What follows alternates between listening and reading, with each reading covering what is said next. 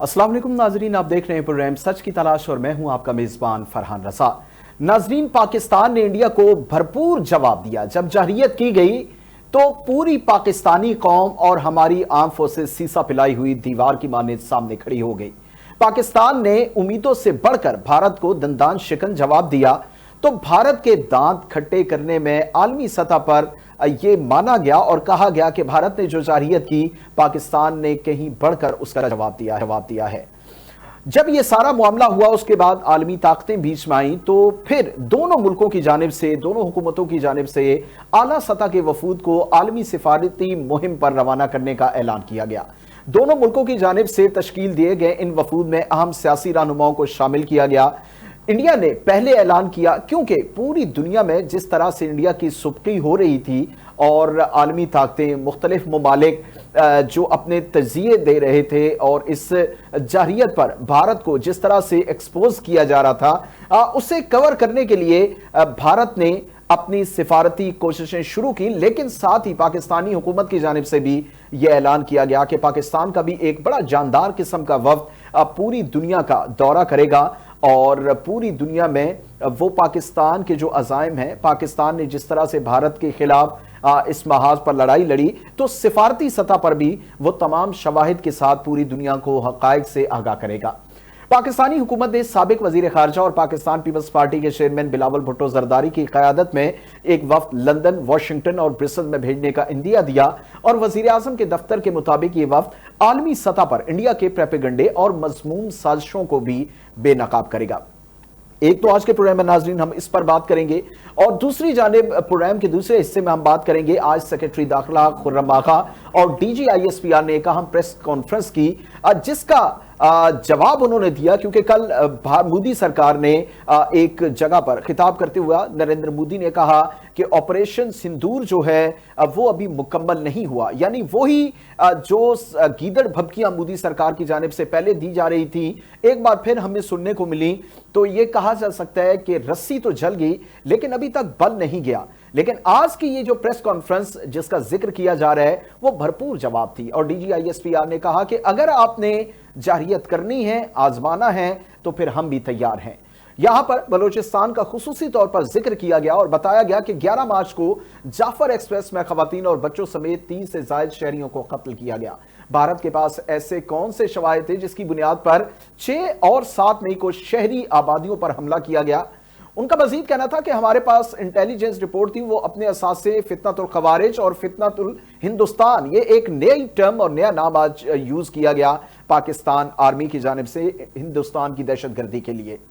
और इस दरमियान आपको ये भी बताएं कि फितनतुल हिंदुस्तान ने 33 दहशतगर्द हमले किए और DGISPR ने यह भी बताया कि गिरफ्तार दहशतगर्दों ने इस बात का एतराफ भी किया कि उनकी पुष्टपनाही भारत से की जा रही है और अब भारत खित्ते में अगर देखा जाए इन तमाम कार्रवाइयों को और उसके अज़ाइम को, इस खित्ते के अमन व अमान को सबोताज करना चाहता है। और इसका एक बहुत ही अफसोसनाक, अंधोनाक वाकया 21 मई को पेश आया जबकि मासूम बच्चों को निशाना बनाया गया। और उसके बाद फिर हमने देखा हमारे पड़ोसी मुल्क में बहुत खुशी और जश्न मनाया गया। जबकि पहलगाम वाकया जब हुआ था तो हमारे मुल्क में बाकायदा तौर पर इसकी मजम्मत की गई थी, कंडेम किया गया था हुकूमती सतह पर भी, अवामी सतह पर भी। लेकिन जब 21 मई को यानी मासूम बच्चों को दहशतगर्दी का निशाना बनाया गया पाकिस्तान में, खुजदार में, तो उस वक्त भारत में खुशी के शादियाने बजाए जा रहे थे। तो आज के प्रोग्राम में ये हमारे दो अहम पहलू और अहम मौजू हैं जिन पर बात करेंगे।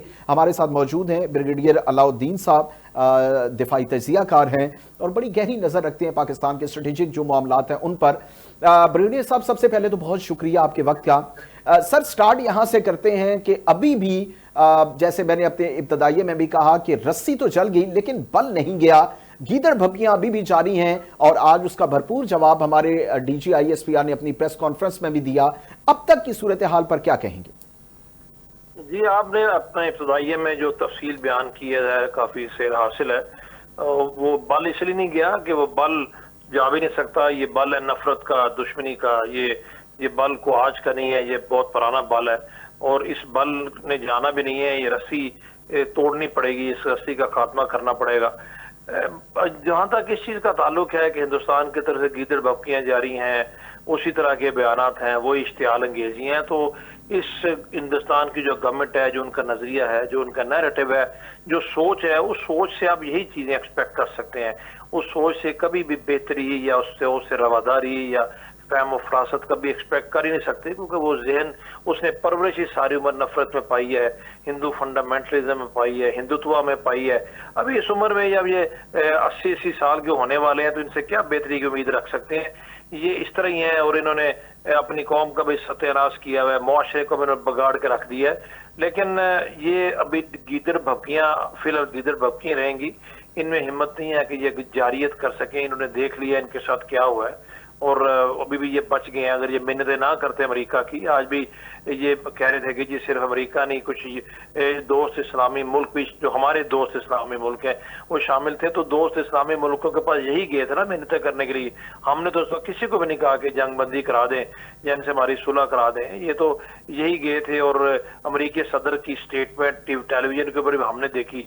अगर कोई ऐसी बात थी तो फिर ये ना मानते उस वक्त, अगर ये नहीं गए थे तो यही गए थे। अभी सूरत हाल कशीदा डेफिनेटली कुछ पहलुओं से है और वो रहेगी, क्योंकि आप देखें उसमें एक सबसे बड़ा मामला जो है वो बेसिकली इंडस वाटर ट्रीटी का है, जो कि हेल्ड इन अबेयंस है, इन्होंने मुअत्तल किया हुआ है। ये कोई छोटी बात नहीं है, ये इसके साथ नहीं चल सकते ये। और इसके ऊपर चूंकि हम इसको एक्ट ऑफ वॉर डिक्लेयर कर चुके हुए हैं, तो एक्ट ऑफ वॉर का मतलब ये होता है कि हिंदुस्तान की तरफ से एक उन्होंने तो एक एक्ट ऑफ वॉर कर दिया हुआ है। अभी हमने उसका सर जवाब देना है। अभी भी हम सब्र तहम्मुल का मुजाहरा कर रहे हैं और दुनिया को बता रहे हैं कि ये आल्दो इन्होंने यूनिलैटरली उसको हेल्ड इन अबेयंस किया, ये बिल्कुल भी नहीं कर सकते। वर्ल्ड बैंक इसके ऊपर स्टेटमेंट भी आई हुई है।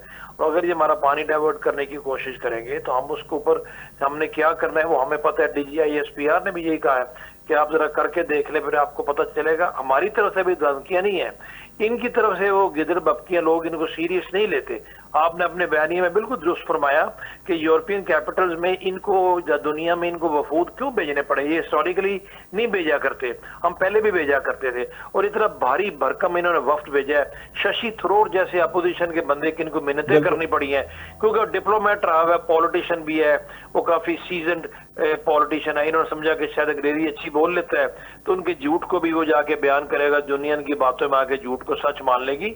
ये हमें मानना पड़ेगा कि for the first time in history ये हीट फील कर रहे हैं, इंटरनली भी कर रहे हैं, एक्सटर्नली भी कर रहे हैं।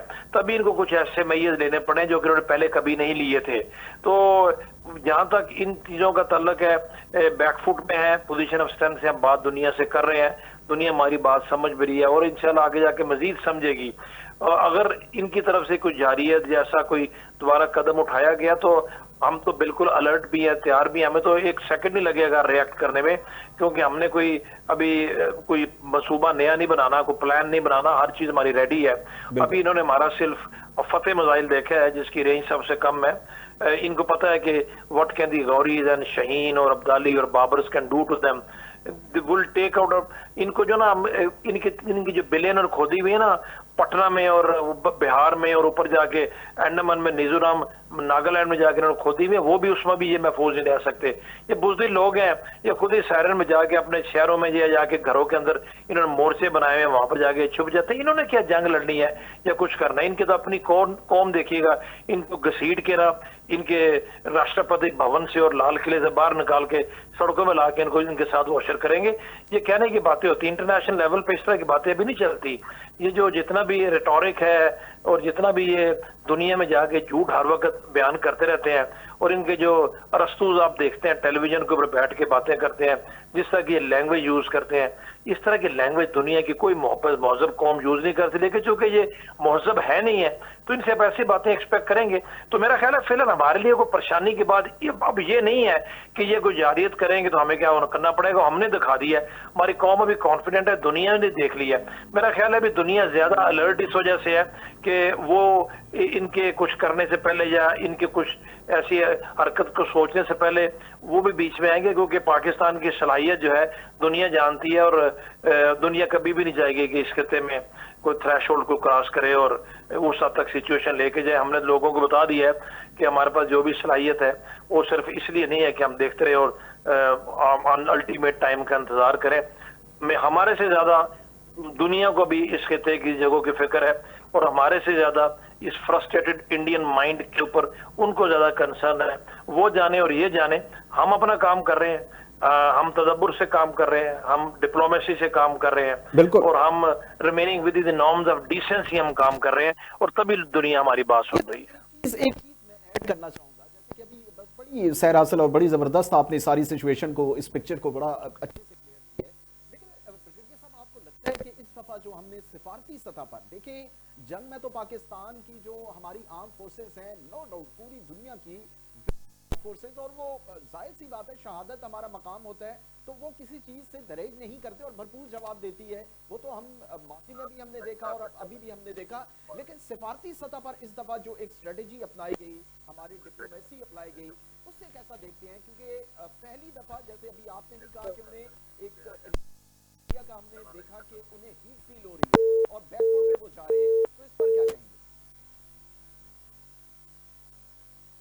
गालिबन राबिता हमारा मुनक़ता हो गया, कोई टेक्निकल इशू हुए। नाज़रीन, हम बात कर रहे थे कि पहली दफा ऐसा हुआ है कि पाकिस्तान ने सिफारती महाज पर भी भरपूर बैकफुट पर जाने पर मजबूर कर दिया भारत को, और उसकी जिंदा मिसाल ये है कि अभी आप अमेरिका के बयान देखें, आपने चाइना के बयान देखे, आपने फ्रांस के, इवन यहाँ तक कि पूरे जो है वो इस इन्वायरमेंट में आलमी सतह पर यानी इंटरनेशनली पाकिस्तान जो है वो, जी गालिबन को टेक्निकल इशू है। नाज़रीन, यहाँ वक्त हुआ एक ब्रेक का, हमारे साथ